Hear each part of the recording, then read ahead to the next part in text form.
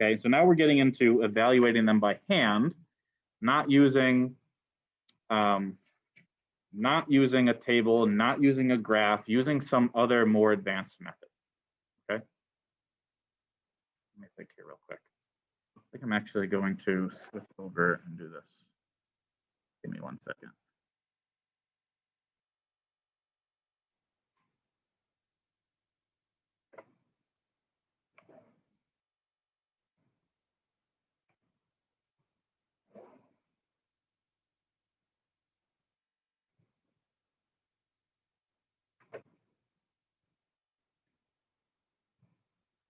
I'd like to have my notes up over here. Now let me pull my notes up.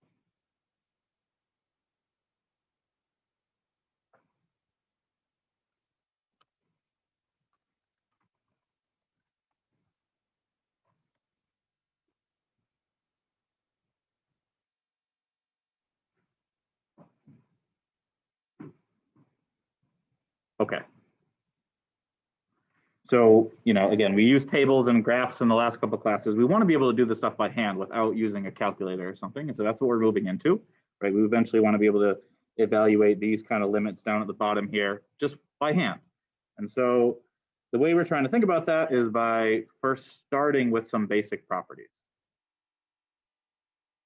And so these basic properties just sort of tell us what to do if we have functions that are being added or subtracted or multiplied or divided inside a limit, right? That's what's going on in this thing on the right here. It's like there's some functions, they're either being added or subtracted, maybe they're being multiplied, right? Maybe they're being divided. How do we evaluate those limits? This is what it's telling us how to do.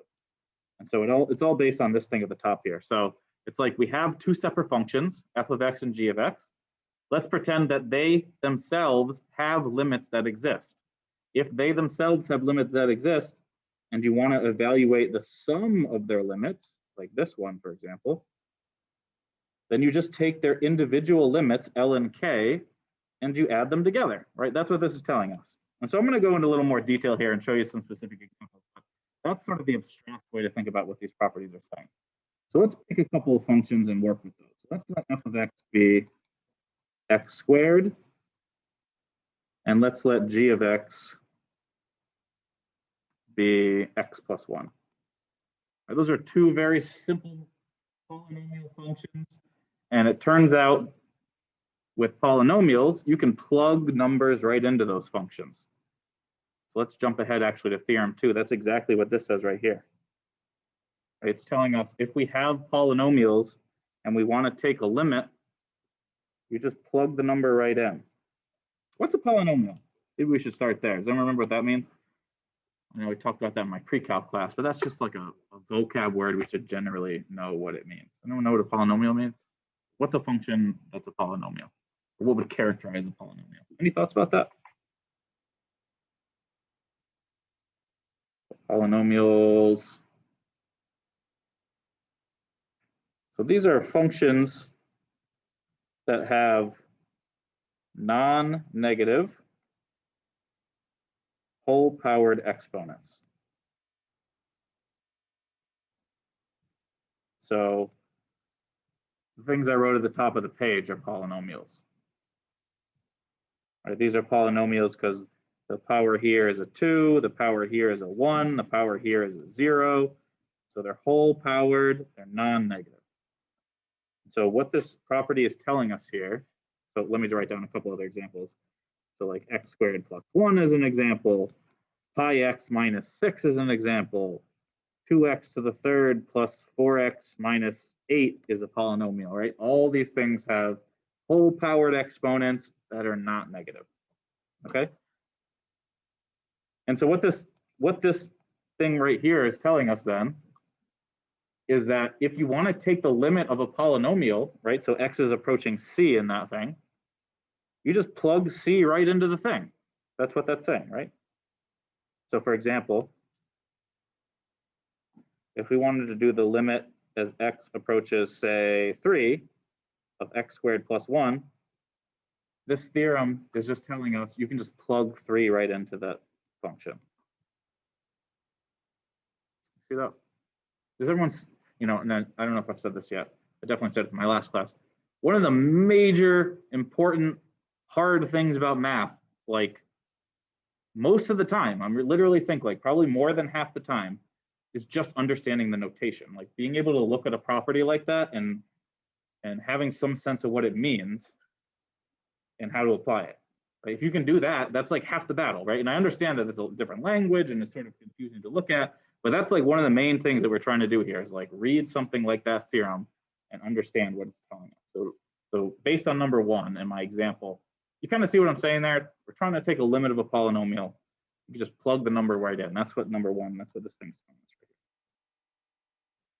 here. Is that okay?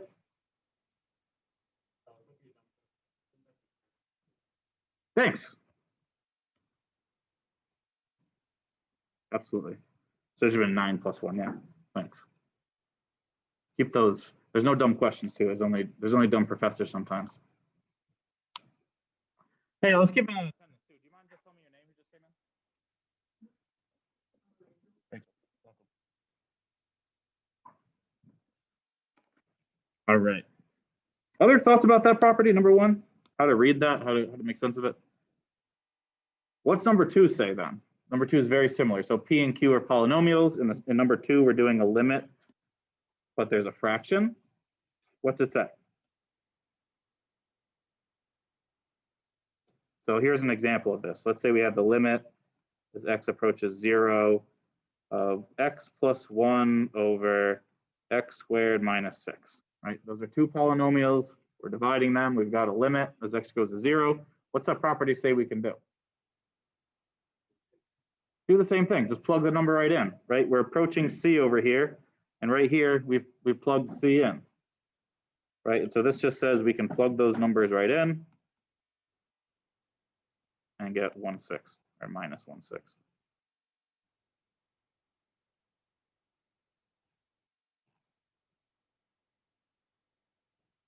And so I wanted to start with theorem 2 here because we're going to go back up and use it in theorem 1. Questions about what theorem 2 is saying? So if we have a polynomial, limits are super, super easy. Just plug the number in. And it's been a couple of years, actually, it's been 3 or 4 years since I taught this class. But in the past, I often put questions like this on test. Right, this is like the easiest limit question possible. Just plug the number in. Right? And it's either going to be the easiest question on the quiz or you're going to get it wrong because you're just like confused by it, right? So just trying to understand and remember what we're trying to do. We're trying to eventually plug the number in, right? And this is telling us if we have a polynomial, you should be able to plug the number right in. Okay. So back up to the property number one, or this theorem number one then. If we've got two polynomials at the top of the page, right? We've got two polynomials up here. These are two polynomials. If we did a limit with those things, you can just plug the number right in. So for example, let's do the limit as x approaches 2 of this thing. That's just going to be 3, no problem. And if we did it with x squared, you also just plug the number in.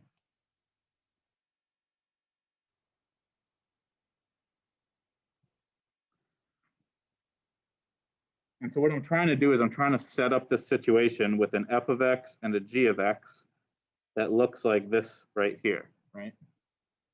We now have two specific functions that have limits. In one case, L is 4, right? And in the other case, K is 3. Oops, that was a bad color choice. You can ask a question now. What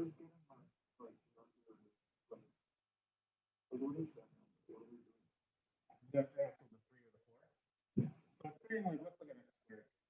These are kind of silly examples because they're super easy functions. We're trying to start with easy functions before we move on to more complicated things that look like these ones, right? So I'm trying to illustrate ideas with easy functions. So the idea is x squared. You look at these graphically, so together come back to graphically. If we're approaching 2, we're thinking about where is the function around 2. Since it's a polynomial, we can just plug the number right in and see that we get 4.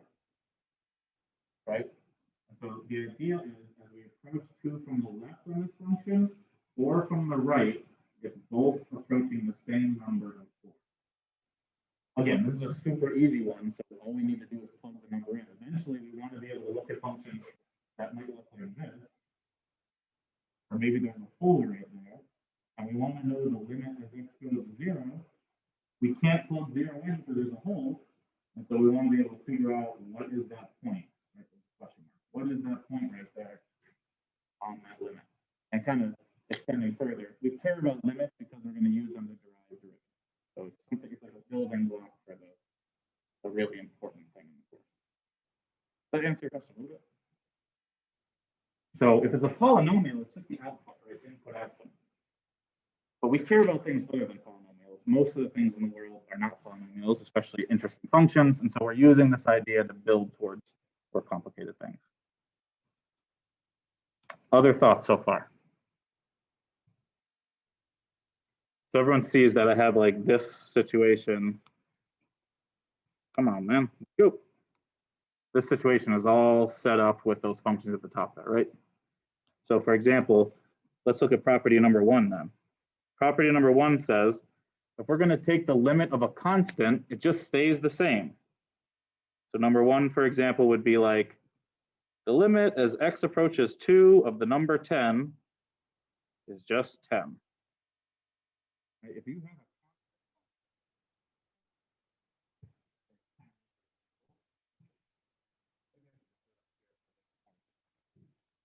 you have a constant function like 10, there's the function y equals 10. And if you want to approach the number 2, you're just walking along this graph and you're at 10 the whole time. Right? Nothing's changing there. And so that's what this property says. This property says if you just have a constant function, it doesn't matter what limit you look at, nothing's changing in that function. There's no x's, right? In the function y equals 10, there's no x's. There's nothing to plug numbers into, so it just stays the same. That's literally what property number 1 says.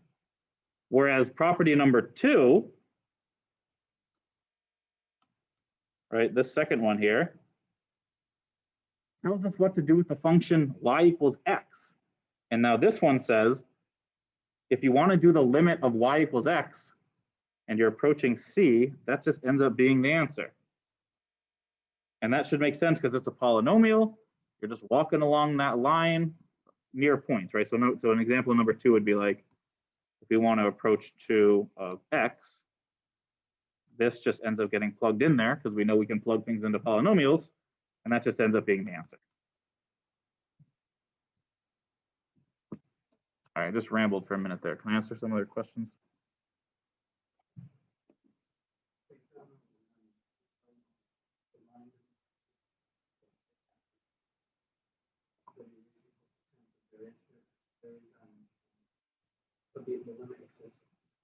The limit exists, yeah. So the picture's getting cut off a little bit on the outside. I don't know why it's doing that. Maybe if I do that. Because if we're walking along this graph on the left or the right, it's both approaching that middle point, right? And the fact is, because there's a constant function, it's not changing. It's not like you're at like 9, 9.9, and then you're getting closer to 10. You're just at 10 the whole time. So you're right at 10 the whole time. And so any limit you could ever want to look at is going to end up being 10. Where the second one, if we kind of drew the second one out, y equals x is a graph that looks like this. It's a line that's y equals x. And so if we care about where y equals x is at 2, that is changing. That's I don't have that up here. That's right here. And so it turns out that's going to be at 2. Right? If you walk along this line from the left, you're approaching 2. And if you walk along that line from the right, you're also going to be approaching 2. But the numbers do change in this one, right? They get negative, they go positive, so they're changing. The one on the top is just sticking right at 10. Other thoughts, questions about that? What those properties are saying? So then I'm not going to go through all of them, but I'll do a couple of the key ones here. The third one is saying what to do if we add 2 functions together.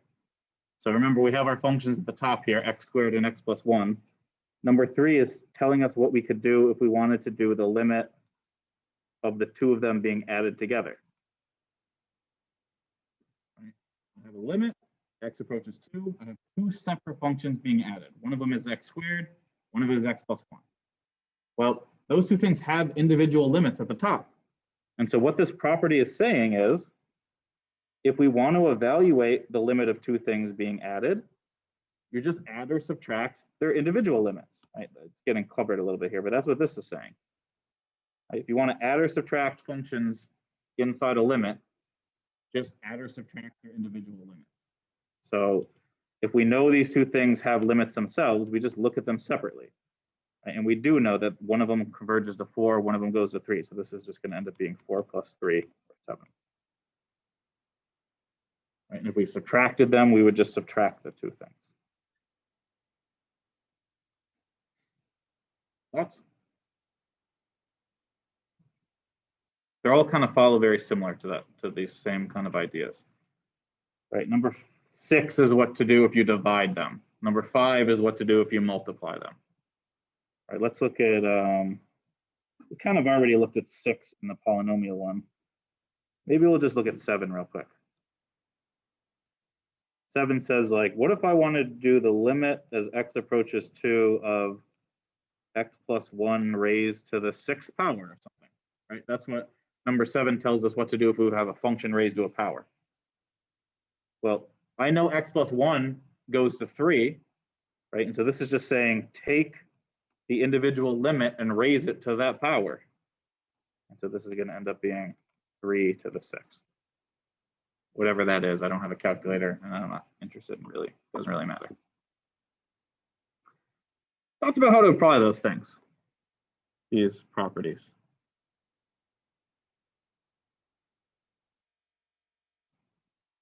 I'll come back to this in a second, but just looking ahead, it's kind of like when we look at something like this, then we've got two things being subtracted, and each one of those things is a fraction. And so those properties up top say we can look at their individual limits, and then we can go into the fraction and look at the top and the bottom separately as well. Right, so it gives us sort of a roadmap of how to approach limit problems. Oops, there we go. Can I clarify something about these properties? We're going to keep using them, and if it's not clear, I hope it becomes more clear, but can I clarify something currently about it?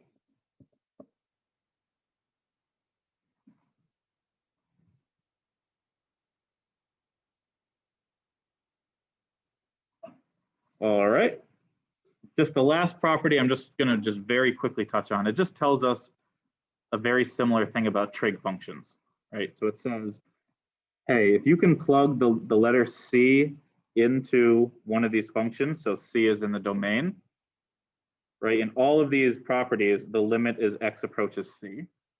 C is some number you can plug into the function. It's in the domain. What this is saying is if you want to do one of those limits, you just plug the number right into the function. Just like it's very similar to the one right above it. I'm just going to write that in words real quick. So what these things are telling us is you can just plug the value x is approaching directly into trig functions.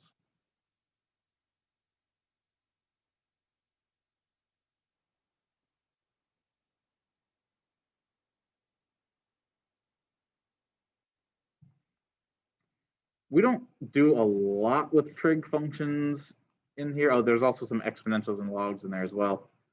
We'll do a little bit. The trig comes up more often than not in Calc 2, in my opinion. We'll see them. We'll look at them in a little bit. We'll look at the derivatives and things like that, but it gets a little more intense in Calc 2. All right, let's look at some examples. Keep going. Are there questions about what I'm trying to say on this page so far?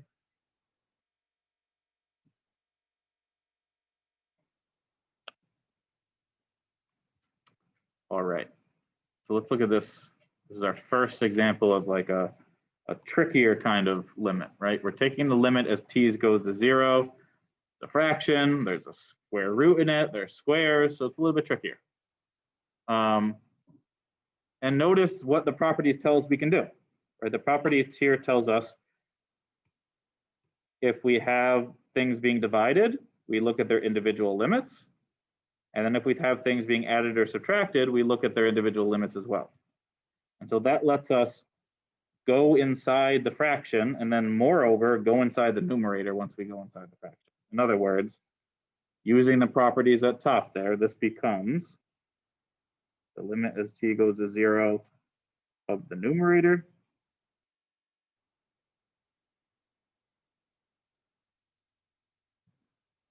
right? So that's property 6 right there.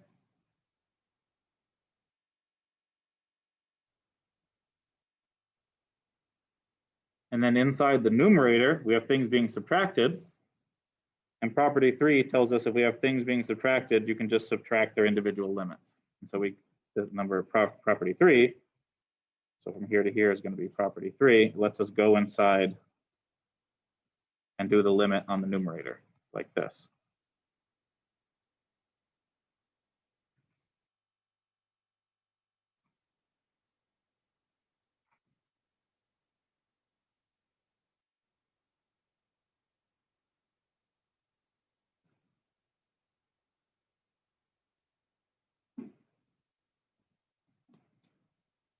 Okay, see how we just apply some of those properties on the previous page where it tells us what to do with fractions, tells us what to do with adding and subtraction. And really what it boils down to is you kind of look at each individual piece. Okay. And moreover, one of those properties tells us what to do with this one too. What's the limit as t goes to 0 of 3? Which property is that up there?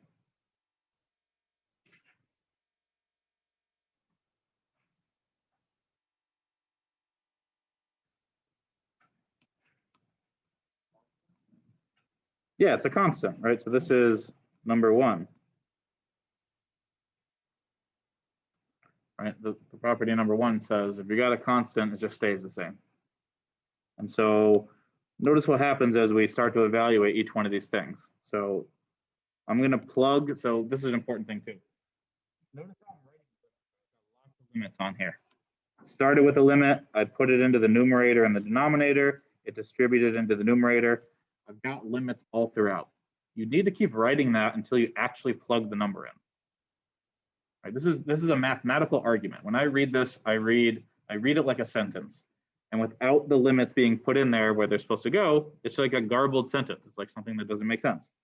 And so I'm going to plug the numbers in now. And so I'm going to stop writing the limit, right? So I'm going to plug in 0.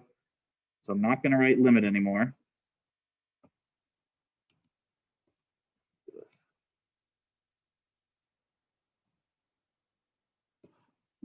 Right, so I don't have limits anymore because I plugged it in.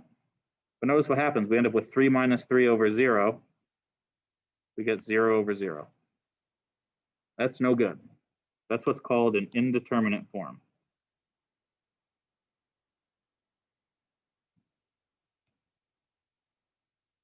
If you want to know how to spell it, it's right down below here.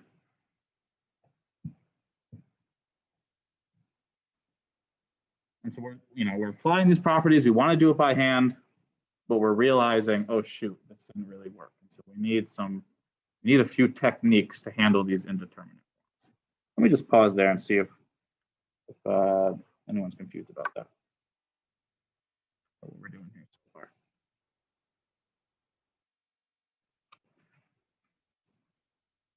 Anything?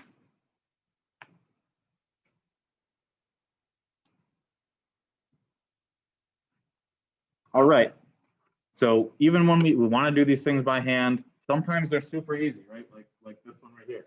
It's a polynomial, you can just plug it right in. More often than not, they're going to be funky like this one. And so there's a bunch of different kinds of indeterminate forms. Here they are. Right, we just saw one of them, 0 over 0. If you evaluate limits and you get infinity over infinity, like what are these things? Is that 1? You're dividing something by itself, kind of, but you're not supposed to divide by 0. So that's weird. Is that 0? Is that 1? Is that undefined? Same thing with that. Also very strange, right? Infinity minus infinity. Is that infinity or 0? Something else. I don't know. Right. So all things that look kind of weird. These are all kind of weird looking, right? 0 times infinity. What does that mean? If you get one of these indeterminate forms, we need some other technique.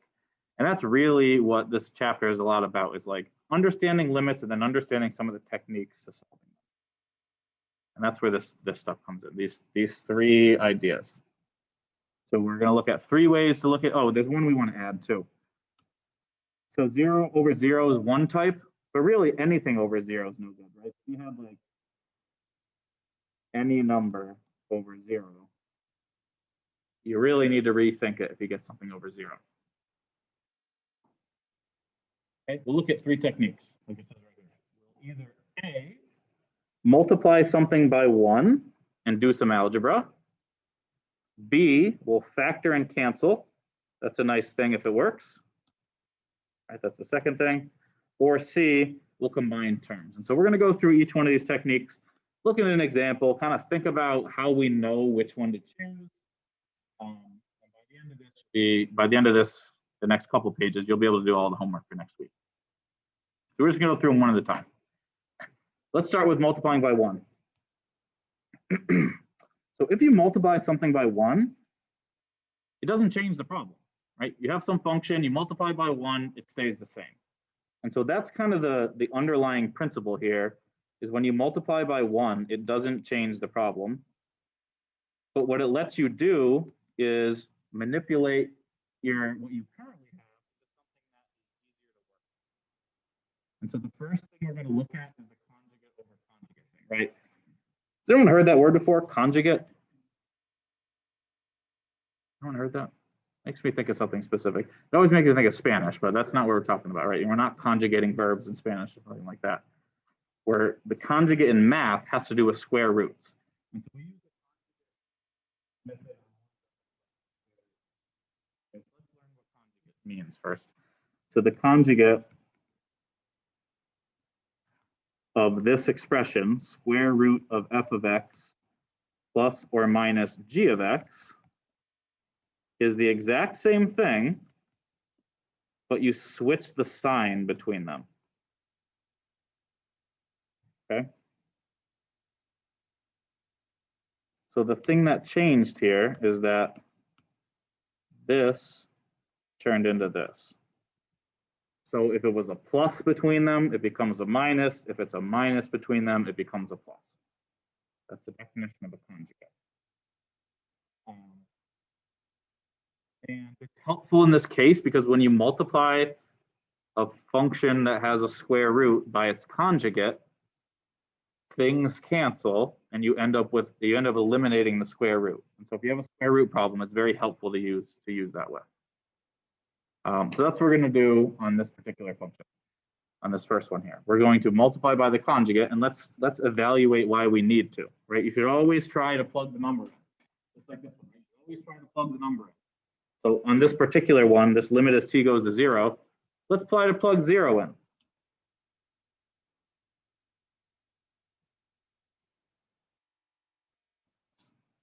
Right, we just did this a second ago, I guess. I forgot we did this up there. This ends up being 0 over 0. So we need another technique. And what I'm suggesting is, if you've got a square root and you end up with indeterminate form, you should multiply by conjugate over conjugate. Okay, so what I'm trying to say based on these two things is when a square root is causing indeterminate form, you should multiply by the conjugate. And not just the conjugate, but it needs to be the conjugate divided by itself.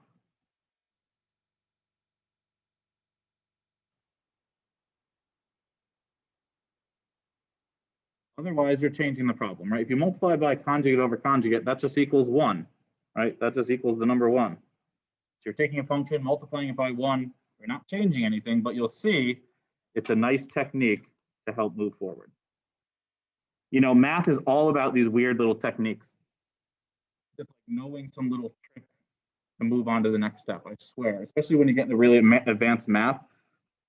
You like run into dead ends and then it's like, oh yeah, well I know if I just multiply by the conjugate, like this cool thing happens. And how do you know that? It's just something that you learned along the way. So let's do it though. Let's start with our original thing.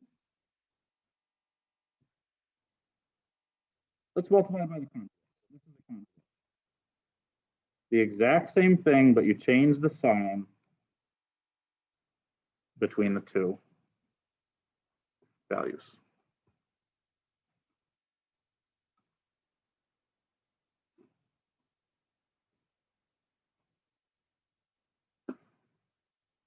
Right, so notice how the plus is still between the inside the square root, right? We didn't change what's in the square root. We changed what was between the square root and not the square root. That's a really important thing to keep in mind. Does everyone see that? This plus is still a plus. It's the thing between the two that changed. With me on that? All right. So when we keep going, what's going to happen is things are going to cancel, and in a nice way. But we need to distribute. Right, we've got this thing in parentheses over here. It's multiplying something in parentheses, so we need to FOIL, right? Like 3 multiplies this, 3 multiplies that, square root multiplies this, square root multiplies that, right? We distribute everything out. And when we do that, we get the following.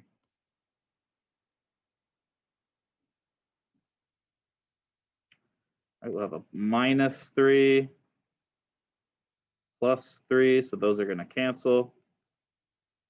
And then a -9. And I'll write that as 3 times 3. And I'm not going to multiply the bottom out because it's going to actually help us to leave it factored like that. Let me pause. I know that's some potentially tricky algebra going on, so let me know if that looks okay. Oops.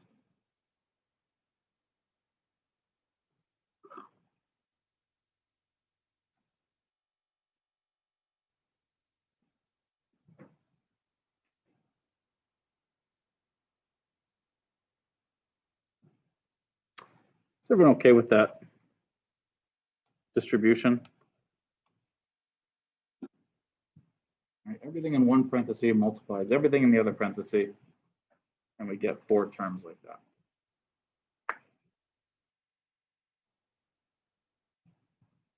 Sometimes people get confused about the square root part. So we have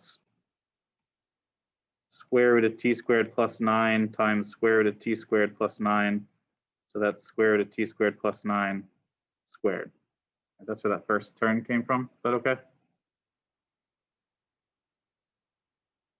Just to clarify further, like x times x is x squared. So is that okay? There was some confusion about that in my last section, so I just want to make sure that's in there right. Alrighty. All right, so if we keep going here, you'll see lots of stuff cancels.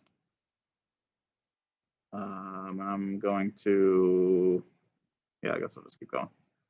So one thing that cancels is the square is going to cancel out the square root. And then you have +3 square roots, -3 square roots, and so those also cancel.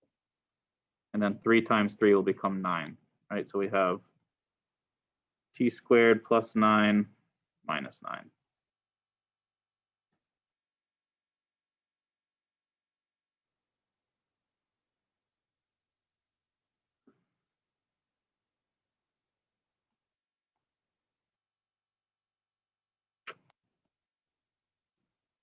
See if I can make this happen.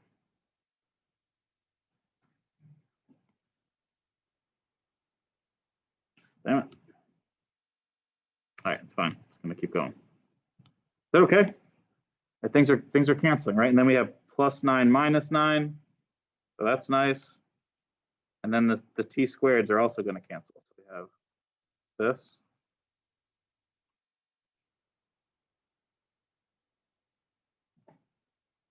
And so the t squareds also cancel. And so we just have something that we can now plug a 0 into. But that was the whole goal here, is we wanted to get down. We couldn't plug a 0 into it originally.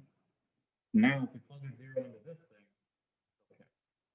And we didn't change anything. We just multiplied by the number 1 and did some algebra. And so that was really nice because now we can actually solve this thing by hand.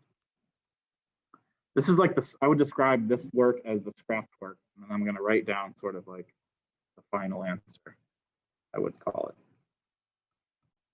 Thoughts about the algebra? That's obviously the important part, I would say. Pause and folks catch up.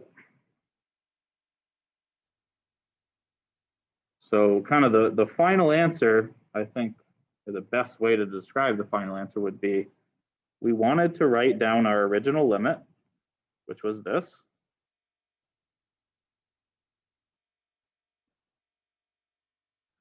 We found that you can't plug a 0 in there. So we did some algebra and we turned out, right? So you don't have to actually rewrite all this stuff.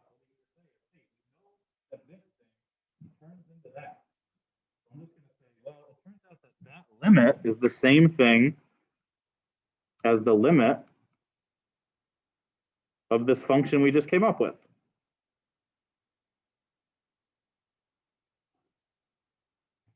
Based on the work right above there, right? And now we can just go ahead and plug a 0 in. And so I'm going to stop writing the limit, and that'll be the answer.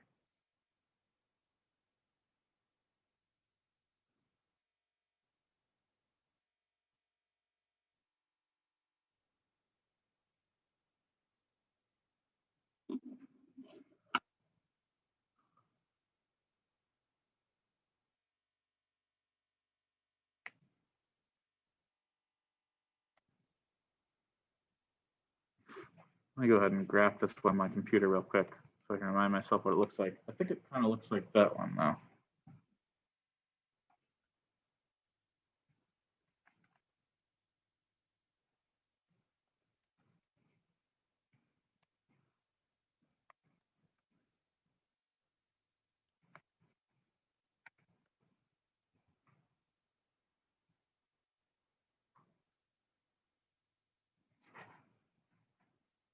That's right, I forgot this part. 2 squared plus 9 minus 3.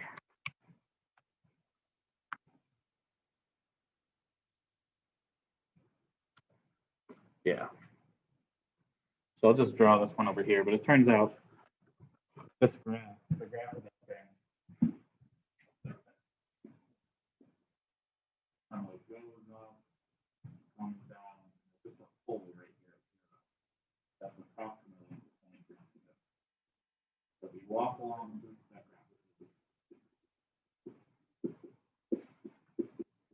same thing as what we came up with. If you graph either one of those things, it would look like this. The difference is this one's got the hole in it, and this one doesn't have the hole. This one fills in the hole. But we just look at the picture. We do the left-hand limit. We're walking along this towards that point. We do the right-hand limit. We're also walking along towards that point. The way we can find it by hand is by doing this. But, oh no.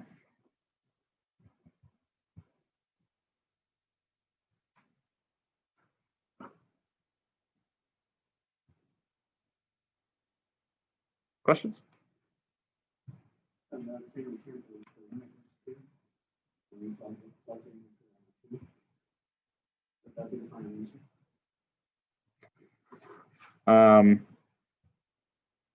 Which one are you talking about? So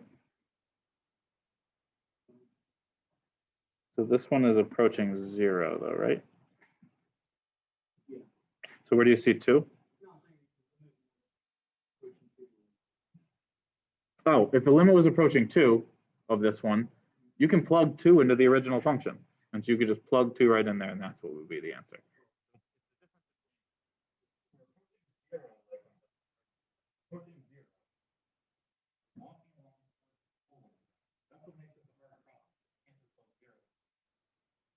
We're looking at 2. 2 would be up here where there's not. You can plug 2 right into that thing. The problem is when there's a hole, there's an aspect.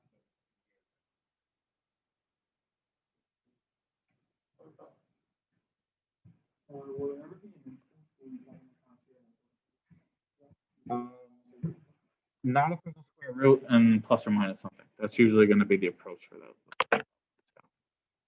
I mean, it's possible like you try the conjugate on a problem that's not supposed to be the conjugate, for example. It's not going to work in those situations. But in one like this, where you have square root plus or minus something, and that's leading to an issue, it should work.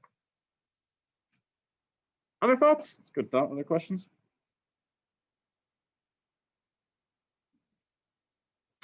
All right, let's look at the next one. Let's think about which one of these three options that we could possibly do on this one, right? So I want to look at the one, come on, the one down here. We've got these potential options. I just said that you want to use the conjugate, which we just did if there's a square root. So there's no square root in this one. We shouldn't do that. I'll just let you know that this one, the second one, this 1 over x to the n thing, we use that for infinite limits, and we'll look at that next time more than likely. And so it's got to be one of the other two. It's got to be either B or C. Factoring and canceling is possible here because you can factor x squared minus 1 plus 1 minus 1, but nothing's going to cancel it. So, this is like one of those examples that, maybe you chose one thing that you thought was going to work. Maybe you thought it was a factor and cancel problem. You start doing that, but it doesn't work. You might just reevaluate and try one of the other. Right. So that really just leads combined terms. And that fits here because we have two separate terms. And so heck, let's try to combine them, right? It seems like that would make sense in this situation. Right, just trying to walk through like how to choose the correct approach. Does that make sense that combining things is a good idea here? And I guess actually the first thing that we should always do, I should follow my own advice. What was the thing I suggested we do before we try any of these things? Just try plugging the number in, right? Just try plugging the number in. That might work. So let's try just plugging the number in. If I plug in 1, right, we're trying to approach 1 here, I'll get 1 over 1 minus 1, 2 over 1 minus 1. So we get a couple things over 0. That's indeterminate. So I'm sorry, I know I wrote this right, so I know we need one of the techniques, blah, blah, blah, but you should always be thinking, try to plug the number in.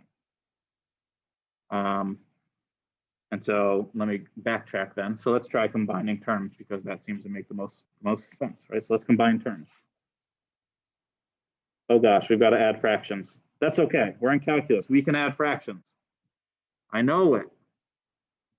And I really mean, like, I'm kind of kidding here a little bit, but don't let fractions be something that prevents you from understanding this stuff. Like, I really mean that. You're in calculus. You know how to add fractions. You can. Even if you need a little review, you need some help, I will help you. But don't let fractions or something silly like that stop you from being successful. So how do we do that? Who feels a little bit confident? How do we find, we need a common denominator. Let me give you that hint. What's the first step in sort of figuring out what that is?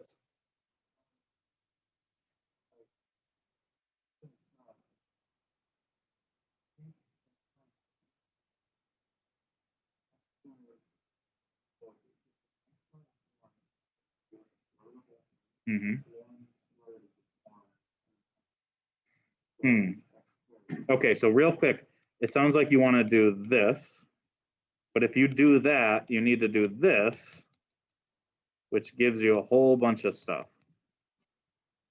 So that's a good thought, but just keep that in mind. That's an important thing to remember. There's actually, like, I'm trying to get at something specific, like there's, and maybe someone in my pre-calc class from last semester can help us. When you want to add fractions, you do something to the denominator first. Yeah, that's what we want to do, but how do we know what they are first? It's an F word. It's a nice F word. We want to factor. So x squared minus 1 factors. Right, we mentioned that a second ago. That factors into x plus 1, x minus 1. And that's helpful because they both got the x minus 1, right? So we should always factor the denominator if we want to add fractions. That's the kind of the key thing. Right? We see they both have x minus 1 already. So we just want to give it the x plus 1. I forget who was saying that, right? We want to give it the what it's missing. Can I clarify that before we keep going? That's an important thing there. because otherwise we're just going to get stuck on this first step, right? Don't let fractions be the thing that gets you down there. I really mean that. So the way we move forward with that, let me do some magic there real quick. So the way we move forward is by doing this, right? Because then they'll both have x plus 1, x minus 1. Okay.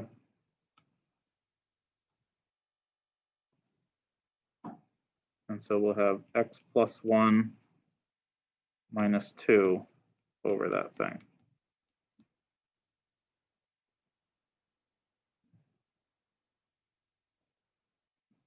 In addition to just fractions in general, if you need some help with some of these, prerequisite topics like fractions or factoring or solving equations, anything from what would be considered pre-calc, let me know. I'm happy to either sit with you, or I've got lots of pre-calc notes that I can send you as a reference. Even if you were in my class last semester and you threw them out for some reason, I will resend them to you as a reference. So when you're inside a problem, you don't feel like fractions are stopping you. Let me know. Is this okay so far? If we have the same denominator, so 1 times x plus 1 is x plus 1. Okay. And then we can do 1 minus 2, which is minus 1. So this will be x minus 1. See where this is going? And then what happens? Just took out the red ink. What's going to happen?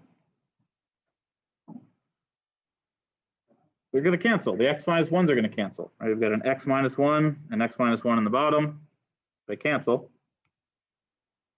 And now we have something we can plug a 1 into.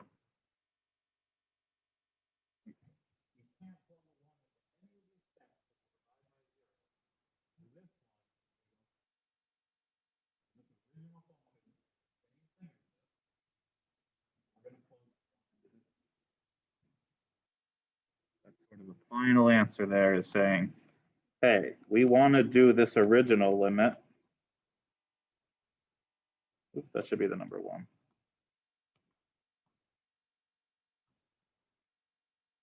We couldn't do it with that one. It was indeterminate.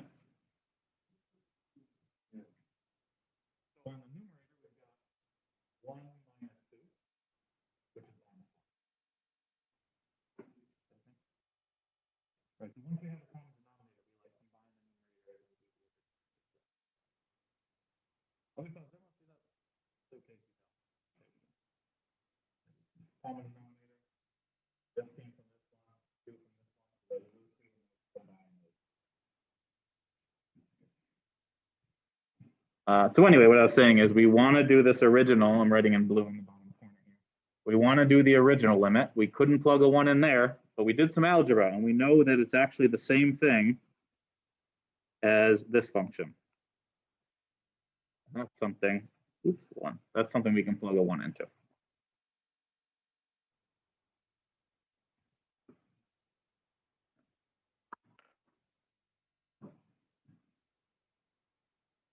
Let me draw what that picture looks like. I always, actually, I'm not sure what that one looks like. It's going to be some funky rational thing. Oh, I do know what that looks like, actually. And how do I know what it looks like? Because this is a transformation of 1 over x.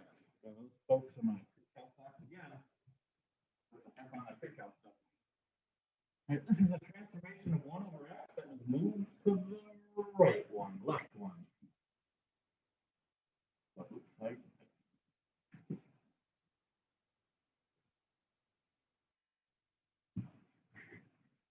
Wait a second, 1 over x.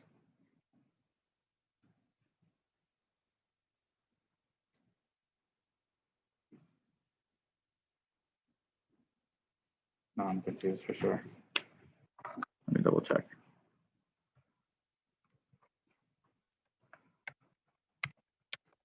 What I'm thinking does not jive with the results. So let me verify. Oh, that's right. Oh, that's right. Okay. So it looks like this.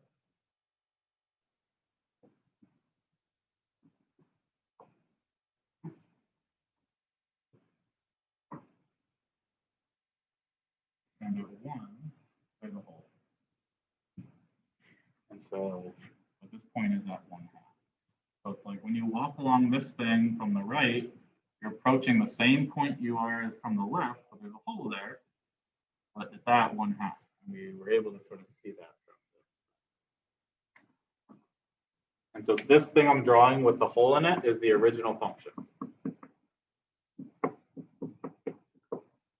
The function we ended up with, sorry, what happens when this thing turns off? The function we ended up with is this thing with the hole filled into it.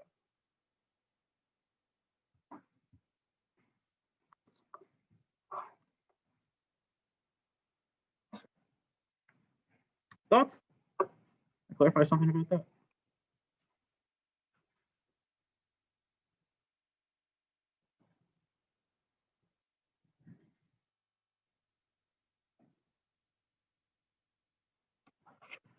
Just remind myself how far I got in the other class. I think I just finished with this last thing in the other class, so I think I will stop after this last thing here.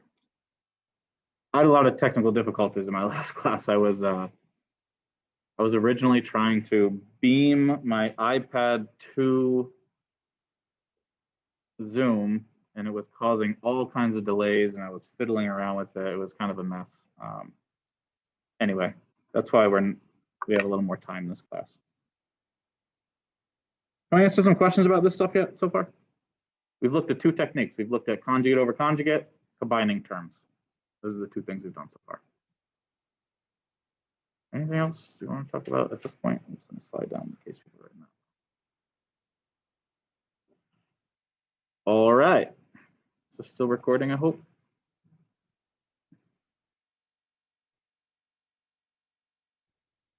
Yes. So the last one I'm going to look at today is this middle one. We'll look at this one next time. So this is an infinite limit. We haven't seen any infinite limits yet. So I'm going to take a second to talk about what an infinite limit is before we look at that. Just curious. Should we do that later? No. Okay. And then what do you think we do on this one? Just like curiosity. We've already seen this one, this technique. Just curious what you think. Which one does that look like, you think? It's a conjugate one, yeah, because it's got a square root plus or minus something else. So we'll use the conjugate on that one, but that'll be a good thing to review next time. So let's do this middle one though. And so going back to the options again, there's no square root, right? So it's not going to be a conjugate one. This is just for square roots. I mentioned a couple times, but we use 1 over x to the n for infinite limits. We'll look at that next time. There's nothing to combine in that one. It's just one function, so it's not a combining one. And so it's the only thing left is factoring and canceling. We're just trying to, again, think about how you know which one to use, right? So, but I also didn't follow my own advice. What should we always try first? Just try plugging the number in. So if we plug in 2, right, we're trying to approach 2, we'll get 2 squared minus 4 over 2 minus 2, which is just 0 over 0 again. So we do need a technique, surprise, surprise, and we should try factoring.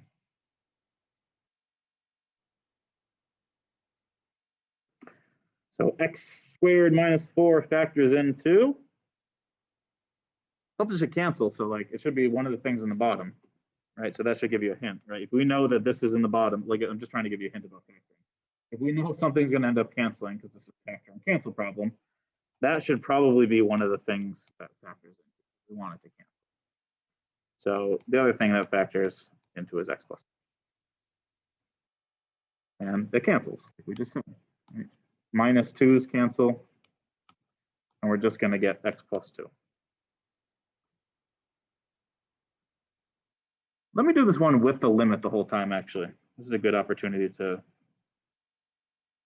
do this another way. So I'm going to write the limit the whole time. All right, I just wrote the limit in there. We factored and canceled. I'm going to write the limit again because we haven't taken the limit yet. And now I'm going to plug the number in, so I'm not going to write limit anymore.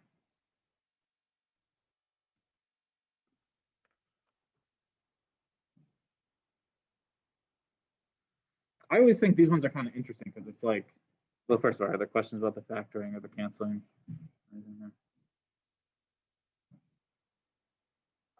This to me is a pretty interesting thing because we started out with this function that's a fraction and it has a square in the numerator. And somehow that's the exact same thing as this straight line. That's surprising to me whenever I think of it. So if we were going to graph this, actually I have to bring the graph here, so I'll draw the picture here. If we graph this thing, it looks like the line x plus 2, but it has a hole in it. So x plus 2 has a y-intercept of 2 and a slope of 1. So it looks just like that graph there, except at the point 2, there's a hole.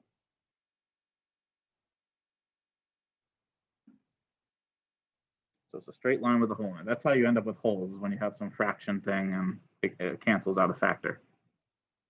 So we've looked at all these different techniques. The one we haven't looked at yet is the one on this page, this 1 over x to the n, and I had mentioned we'd look at that today. And so this has to do with infinite limits, and that's exactly what the first thing on the page is, right? So it's an infinite limit because the limit is x going to infinity. And so before we kind of evaluate this problem, we should notice something kind of important here. So notice this thing. So in all these limit problems, we're trying to plug the number in there eventually, right? And so it's important to note that infinity is not a number. Okay, it's not a number, it's kind of a concept. But it's a really, you can kind of think of it as a really, really big number, right? And so let's think about some number. Let's let a be a number. What do you think happens if we added infinity to a, or subtracted infinity from some number? Like conceptually to you, and I would love to hear an answer from someone. You can just unmute yourself or throw it in the chat if you really need to. Love to hear your voice though. What, if we took a number and added or subtracted infinity from it, what does that equal? Any number. I don't know. It doesn't exist. That's definitely true. It doesn't exist, but kind of conceptually, like, is it a big number or a small number if you added infinity to it? Wouldn't it be infinity too? It's still infinity, right? Like if you took 9 and you added infinity, it's still like infinity because you're adding some giant number to 9. In other words, this just like adding a number to infinity doesn't change the fact that it's still just infinity. And the same thing's true if we took a number and we multiplied it by infinity, right? That's still just infinity. And so plugging in infinity, quote unquote, technically it's undefined. Like I'm not sure exactly who said that, but technically it is undefined. But conceptually, adding or subtracting a number from infinity or multiplying a number by infinity just stays infinity. But what happens if we took that number and we divided by infinity? Thoughts about what that might be?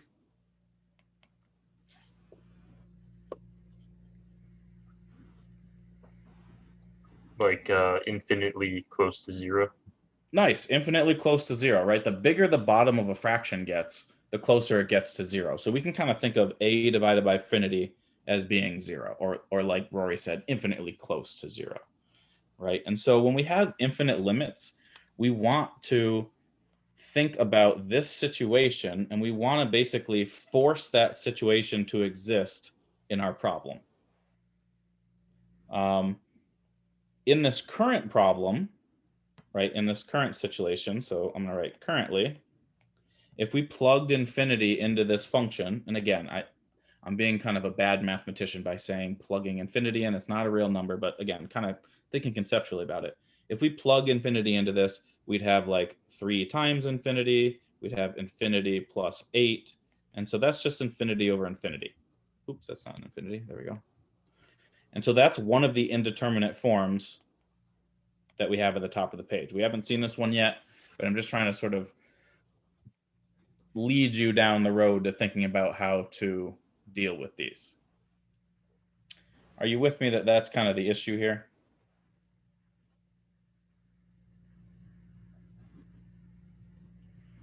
Okay, we're going to try to cram this one in here. I'm trying to do a little explanation, and we'll fit this one at the bottom here. And so the idea then is if we have an indeterminate form that's caused by an infinity like this, what we want to do is multiply by, we're going to do this thing, right? With the, wherever the thing went. where are those things? We're going to do this thing, right? We're going to multiply by 1 over x to the n, where n is the biggest power in the problem. Okay, so let me write that down. So because we have this indeterminate form, maybe I'll just write it down right here. What we want to do is we want to multiply by 1 over x to the n over 1 over x to the n, where n is the largest power in the problem.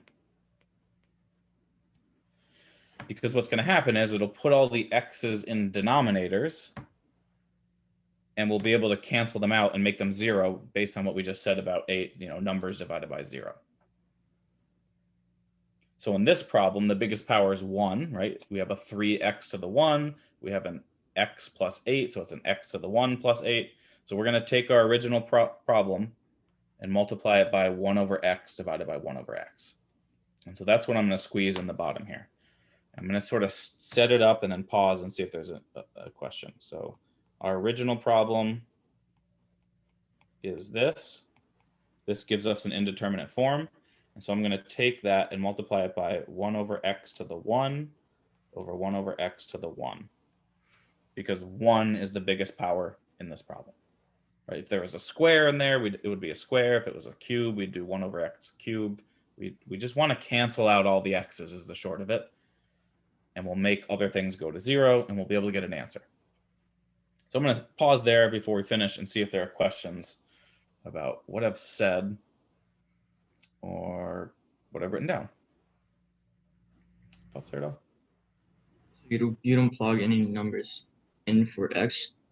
We're eventually, so I'm still writing down the limit, right? So I wrote down limit as x goes to infinity, and we keep writing that down until we quote unquote plug in infinity. So I haven't plugged in anything yet. Yes, eventually we will plug in quote unquote infinity. Thanks for that question. Other thoughts about that?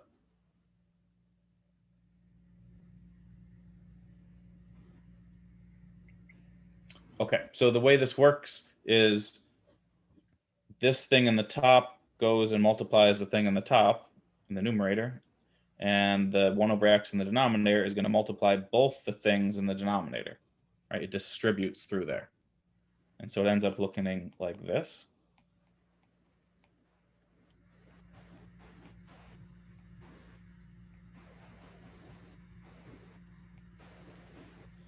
Right? Everything gets divided by x. And so it lets us cancel out some of the x's.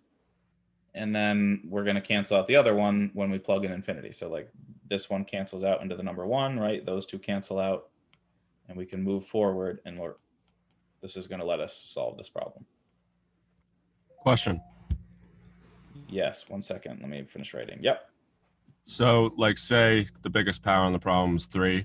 It's only the x's on the bottom that are raised, the denominators. So this thing that you're multiplying by that I'm highlighting needs to equal 1, right? You're just taking the problem and you're multiplying it by the number 1. And so it needs to be the same power on the top and the bottom there. Is that what you mean?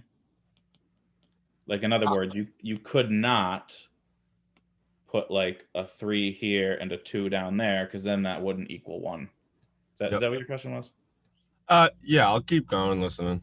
Okay, so let me just say one more thing. Let's say there is a 3 right here. Oops. You see how I just put a 3 in that numerator? Cube right here. Do you see this 3? Yes. Okay. So then if that 3 was there, we need to have the biggest power. And so this would need to be a 3, and this would also need to be a 3. Okay. Sounds good. Does that make sense? Okay. Other thoughts? Other questions before we keep going? We're not done yet, but questions so far? All right, so I also notice, again, that the notation is kind of important. I try not to like kill people over this and take points off, but I'm writing limit in each one of these steps because we haven't plugged in infinity. I'm ready to plug in infinity, and so I'm going to stop writing limit now, right? So I'm just going to write like this. Again, we're not really plugging in infinity, but we're letting x range to infinity. And based on what we just said above, 8 over infinity is just going to go to 0, right? And so this actually ends up being just 3.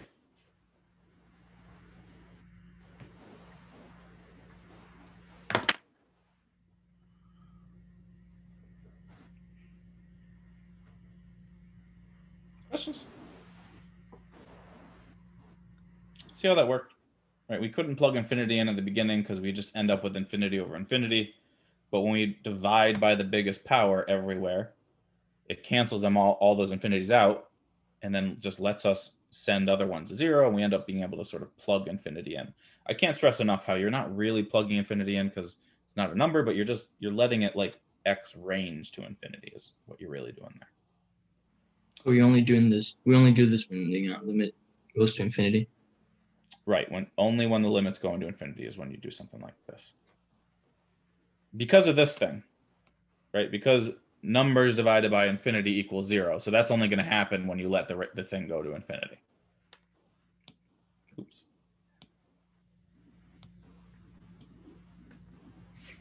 So when you don't really have a limit, an actual limit? Say that again. We don't have an actual limit. Is that what you said? Yeah, when you have like a number that, well, when you have a line that like, well, kind of just goes to infinity. So this one's going to 3 though, right? This one's actually converging to something. I see. Let's graph this one quick. I should be better about doing that occasionally. Let me go ahead and do that. I think I can just pull this up. Let me go to Wolfram Alpha. And let's graph this one. So this one was 3x divided by, I gotta get some parentheses, x plus 8.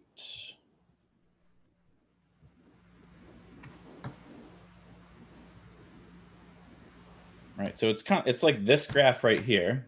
Let's focus on the one at the bottom. Right, we're approaching 3. Let me do a quick screenshot so I can draw on this actually. I hate when that happens. Is it back?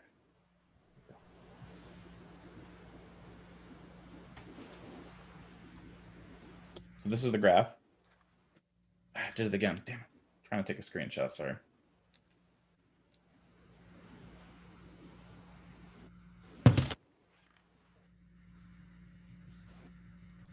Son of a bee, come on. There we go. Okay. Of course, my screen's not being shared though. All right, let me try this one more time.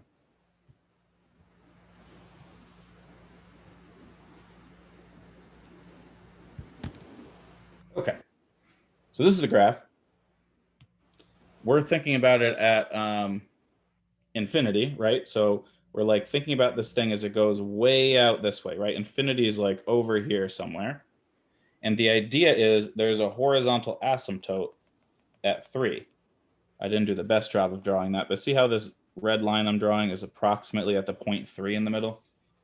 And so way out on the edge of this graph, as this kind of walks down this graph out towards infinity, it's getting closer and closer to that line, and that line is at the point y equals 3. And so the idea is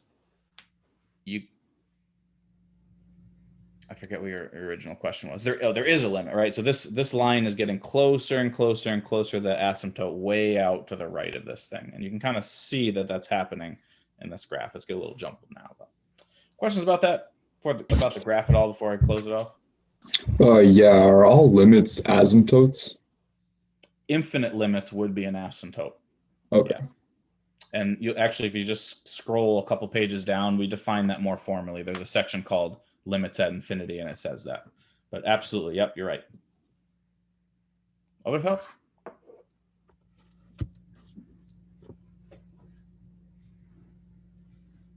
Okay, we'll look at that again. There's a section, if you keep going in the notes, called limits at infinity.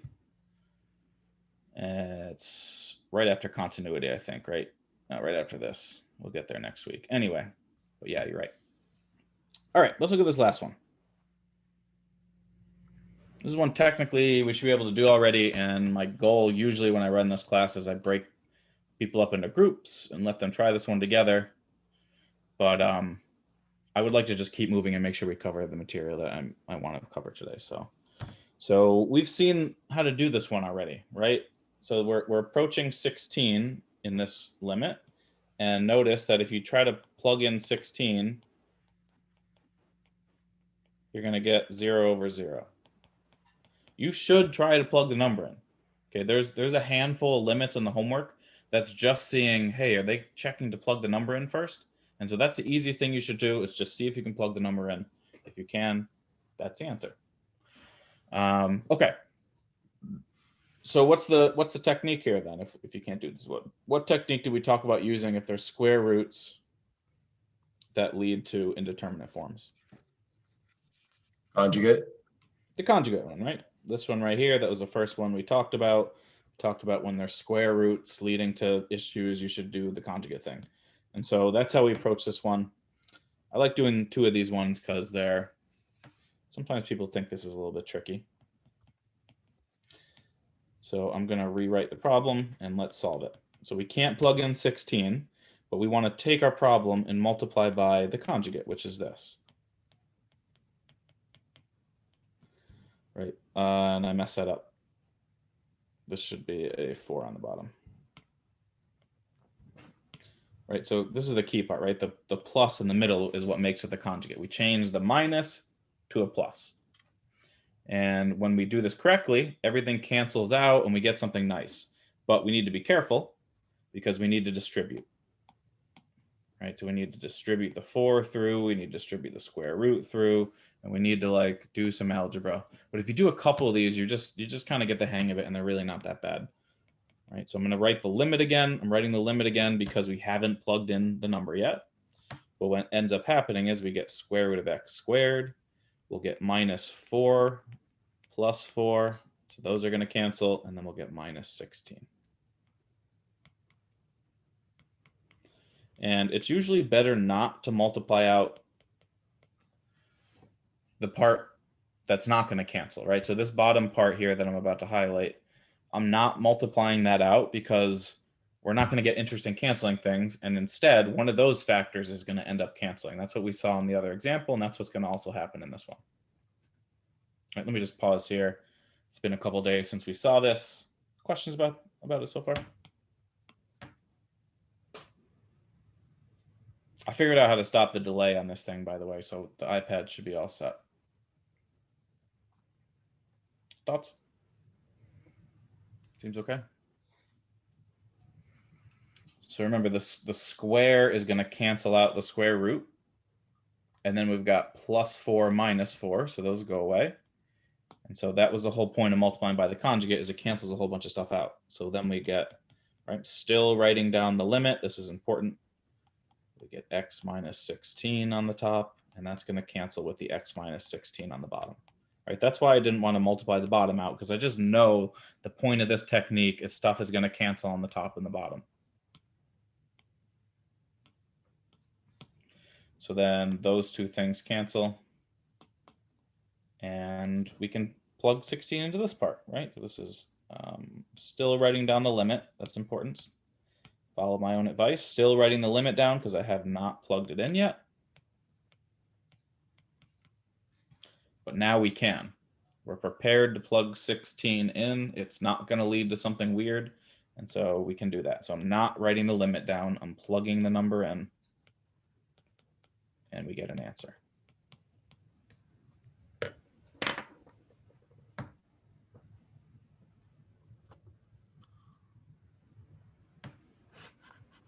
So thinking as it like graph wise, what does that answer like kind of show us? Yeah, that's a good question. Let me switch over to the graph. Maybe while people are writing that down, I will graph it on my computer, and then I'll show you what the graph looks like. Are there other questions about what happened there while I am graphing? The algebra or anything like that? So we just get x by itself to be able to see what the limit is? Yeah, so the idea is just kind of thinking about the whole flow of it. Originally, we tried to plug in 16, and we want to plug in 16 because that's what the problem's telling us to do, right? It says x approaches 16. We want to plug in 16, but when we originally plug it in, we get 0 over 0.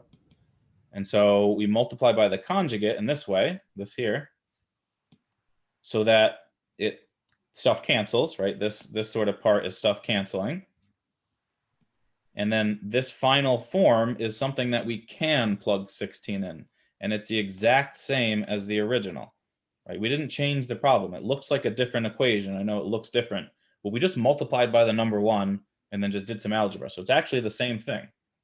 And now we plug 16 into the new form, right? This one here. And that gives us the final answer. Okay. Now I just graphed this. I'll just go ahead and draw the graph. I don't need to share my screen. I'll just put it down right here. It turns out it kind of does this. Is it going to 0? Yeah, it's going down to 0. And at the point 16, there's just a hole in the graph. There's like a hole right here. And so the left-hand limit and the right-hand limit both exist on this one, right? If you're doing the left-hand limit, you're kind of walking down here towards that point. The right-hand limit also walks towards the same point. It's just you can't plug that number into this function because it's a weird function. And so instead, we could look at the graph and figure out that it's at approximately 1/8. Or we just learned how to do like some algebra and find it analytically is the way to describe that. Does that answer your question? Mhm.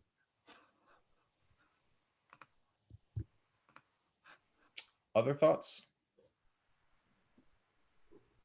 You know, I went through the homework this morning. I haven't taught this class in 3 or 4 years, so the homework's not super familiar to me. So I went back through the homework that's due on Wednesday. I deleted a couple that I thought were redundant. And I think at this point, you should be able to do them all. Maybe the next page actually would be helpful to, the next page is actually also helpful, I forgot. But in terms of doing them by hand, all the ones that you'll ever do by hand, we've covered. We've covered those 4 techniques, right? Conjugate, 1 over x to the n, factoring, combining things. It's got to be one of those 4 for the homework. Other thoughts for you? Yeah, go ahead. I have like a kind of stupid question, but What's the thing? so you canceled out the numerator and the denominator, then you were left off with square root of x plus 4. Why did you divide it by 1? Or why did you divide 1 by square root of x plus 4? So let me do a quick explanation down here. I can actually, let me try this. I've always wanted to try this. How do you do this? Nah, let's not do that. Let me just zoom in right here and do it right here. You had something like x over x times x, and one of those cancels, right? You still have 1 on the bottom, but what are you left with on the top? What would you write on the top?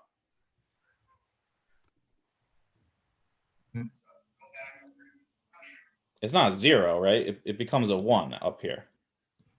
Like when you have something divided by itself, that just cancels into the number 1, right?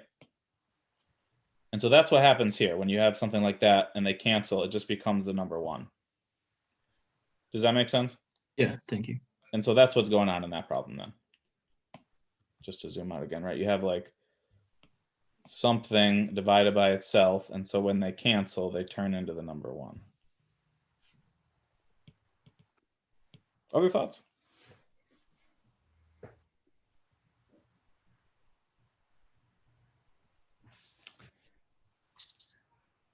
Is it helpful when I do, if this was on a board or on the document camera, I'd be pointing at stuff. So I think what I'm trying to do in terms of like pointing is this highlighting thing, like saying like, oh, this thing and this thing cancel. And then it becomes like, does that make sense? When I do that, is it real time enough for that to work?